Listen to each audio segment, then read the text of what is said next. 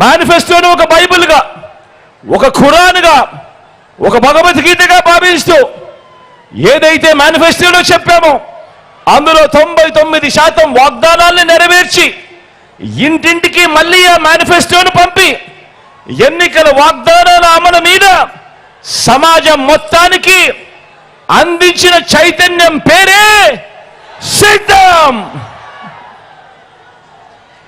ఇల్లు లేని నిరుపేదలు, నోరెత్తి అడగలేని పేదవాడికి, పేద సామాజిక వర్గాలని, అక్క చెల్లెమ్మల్ని రాజకీయంగాను, ఆర్థికంగాను, సామాజికంగాను, విద్యాపరంగాను సాధికారతల దిశగా వారందరినీ కూడా చెయ్యి పట్టుకొని నడిపించే ఘటమే ఈ సిద్ధం. కాబట్టే ఇంతగా సిద్ధమైన సమాజంతో మీ జగన్ పార్టీతో యుద్ధానికి బాబుకు మరో 3 పార్టీలతో పొత్తు పెట్టుకోవాల్సి వస్తా ఉంది. అనేక పార్టీలతో పరోక్షంగా కూడా పొత్తులు ఎత్తుక్కోవాల్సి వస్తా ఉంది. ఇన్నిన్ని కుట్రలకు దిగజారాల్సి వస్తా ఉంది. ఈ చంద్రబాబు గారి పరిస్థితి చూస్తా ఉంటే, ఈ చంద్రబాబు తాను ఇలాంటి 4 మంచి పనులు చేశానని చెప్పలేని ఈ చంద్రబాబు రోజు నన్ను తిట్టడము, తిట్టించడము, వాళ్ళ ఛానల్లో, వాళ్ళ పత్రికల్లో అదో ఘనకార్యం అన్నట్టుగా చూపించడము, ఇది గొప్ప రాజకీయం అవుతుందా అన్నది ఆలోచన చేయమని కోరుతా ఉన్నా. మరో వంక మన ప్రభుత్వం వల్ల ఒక కుటుంబంలో వారి పిల్లల చదువుల్లో, అక్క చెల్లెమ్మల సాధికారతలో, అవ్వ తాతలకు అందిన మనశ్శాంతిలో, రైతన్నలకు అందిన ఆత్మస్థైర్యంలో, సామాజిక వర్గాలకు దక్కిన ఆత్మ గౌరవంలో ఎలాంటి మార్పులు తీసుకురాగలిగామో అన్న కనీసపు ఆత్మ విమర్శ గాని, టీడీపీ గాని, బాబు గాని, బాబుకు దరువు వేసే ఎల్లో మీడియా గాని ఏనాడైనా ఆత్మ విమర్శ చేసుకోవడం మీరెవరైనా చూశారా అని అడుగుతా ఉన్నా. ఆలోచన చేయమని అడుగుతా ఉన్నా. ఇలాంటి వారికి పరిపాలన ఇవ్వడము అని అంటే దాని అర్థమేమిటి? ప్రభుత్వం ఎవరి కోసం? అందమైన వాగ్దానాలు చేసి అధికారం లాక్కొని 5 ఏళ్లు వంచడానికి, ఆ వచ్చిన అధికారంతో ప్రజలను లూటీ చేసి దోచుకోవడానికి, దోచుకున్నది పంచుకోవడానికి వీళ్ళకు అధికారం కావాలట. గమనించమని చెప్పి మిమ్మల్ని అందరినీ కూడా కోరుతా ఉన్నా.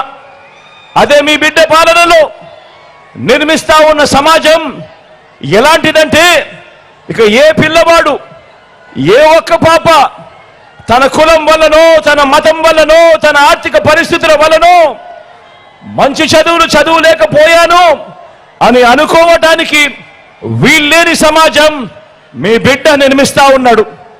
ధనికులకు ఓ రకమైన చదువు, పేదవాళ్ళ పిల్లలకు మరో రకమైన చదువు అన్న వ్యత్యాసం మీ బిడ్డ తుడిచివేస్తా ఉన్నాడు అని కూడా సగర్వంగా తెలియజేస్తా ఉన్నాను. ఈ సందర్భంగా ఒక రైతు, ఒక కూలి, ఒక చిరు వ్యాపారి, ఒక పేద కుటుంబం, ఒక పేద సామాజిక వర్గం, ఇలా ప్రతి ఒక్కరూ ఈ ప్రభుత్వం నా కుటుంబానికి మంచి చేసిందని, మంచి చేస్తుంది అన్న నమ్మకాన్ని ఇవ్వగలిగే పరిపాలన ఈ 58 నెలలుగా మీ బిడ్డ అందిస్తా ఉన్నాడు అని చెప్పి కూడా సగర్వంగా ఈ సందర్భంగా తెలియజేస్తా ఉన్నాను.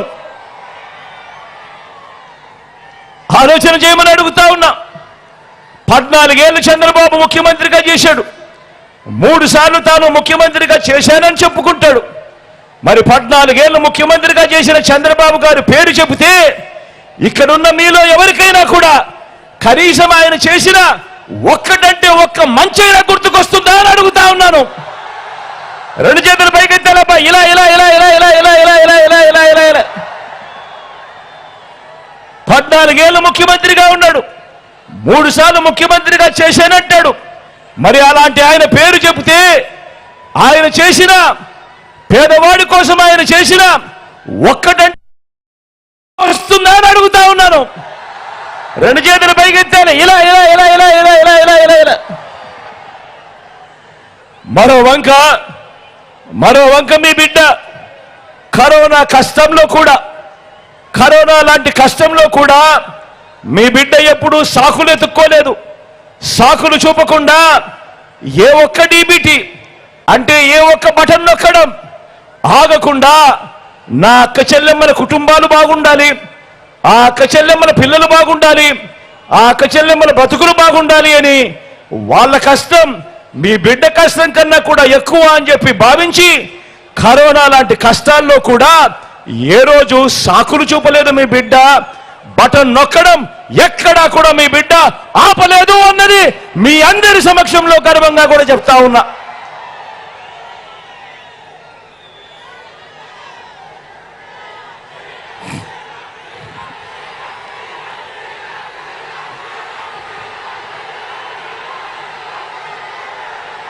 కాబట్టి మీ జగన్ ఇలా ఈ రోజున స్వచ్ఛమైన మనసుతో మంచి చేశానన్న ఆత్మవిశ్వాసంతో మంచి చేశానన్న ఆత్మ సంతృప్తితో మీ ముందు మరోసారి సవినయంగా నిలబడ్డాడు.